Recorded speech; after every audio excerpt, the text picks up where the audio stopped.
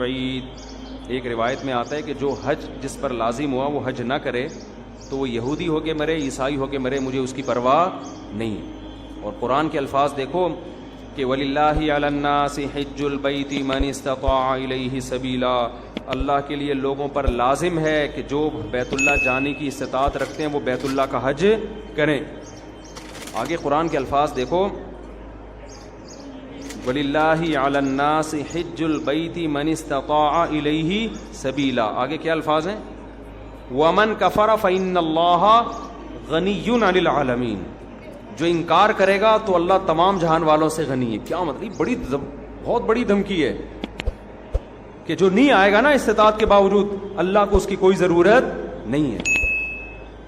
یہ جب دھمکی کے الفاظ واضح نہیں ہوتے نا، مبہم ہوتے ہیں، تو بلاغت کا قاعدہ ہے کہ یہ دھمکی چھوٹی نہیں ہوتی بلکہ بہت بڑی ہوتی ہے۔ تو اللہ کہہ رہے ہیں مجھے پھر تمہاری ضرورت، مجھے تمہاری کوئی ضرورت نہیں ہے۔ تو اسلام کا ایک رکن ہے۔ آج کیا ہوتا ہے، میں حج پہ جب گیا تھا، افسوس کے ساتھ کہنا پڑتا ہے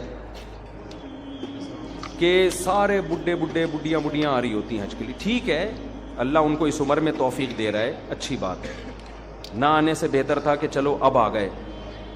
میرے بھائی یہ جوانی کا کام ہے، سمجھتے ہو؟ جب جیسے ہی پیسہ آئے سب سے پہلا کام کیا کرو؟ حج کرو۔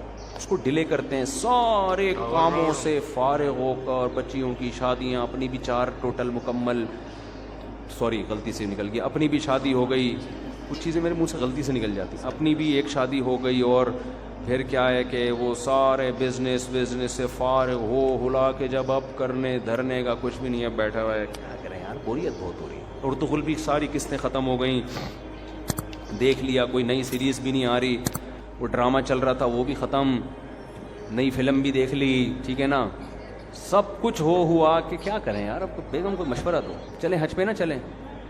چلو ٹھیک ہے، کہاں چلتے ہیں؟ حج پہ۔ ٹھیک ہے بھائی، ہم جو بڑھاپے میں بھی جا رہے ہیں، ہم خدا نہ خواستہ ان کو برا نہیں کہہ رہے، نیکی تو جس عمر میں کی جائے، جب اللہ قبول کر رہا ہے تو ہم کون ہوتے ہیں؟ لیکن یار تم باقی تو سارے کام تم نے جوانی کے لیے رکھے ہوئے ہیں، حج تم مؤخر کر رہے ہو جب ارطغرل ڈرامے کی ساری قسطیں ختم ہو جائیں گی۔ بری بات ہے نا یہ، جب آپ اللہ کے حکم کو ویلیو نہیں دو گے تو اللہ آپ کو ویلیو دے گا۔ دیکھو حج آپ کی زندگی پلٹ دیتا ہے، تو زندگی پلٹنے کی ضرورت جوانی میں ہے، جوانی میں